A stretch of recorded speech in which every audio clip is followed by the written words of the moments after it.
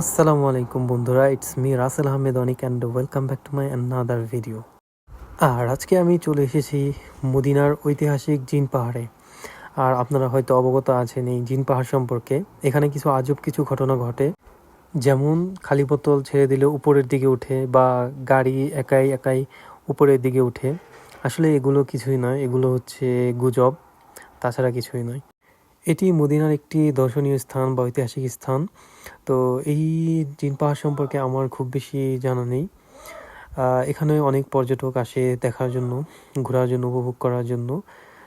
এবং এর পাশেই রয়েছে একটি রেস্টুরেন্ট, যেখানে আপনারা হালকা নাস্তা করতে পারবেন। মোটামুটি অনেক আইটেমের ফুড রয়েছে এখানে। আর এখানে সবথেকে ইন্টারেস্টিং ছিল আমার কাছে আখের জুস। সো এখানে আমরা খাওয়া দাওয়া করলাম, দেন একটু রেস্ট নিলাম, গল্প করলাম।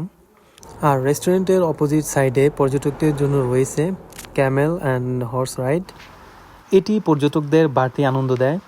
আর পর্যটকরা চাইলে 10 রিয়ালের বিনিময়ে একটি ক্যামেল রাইড উপভোগ করতে পারেন।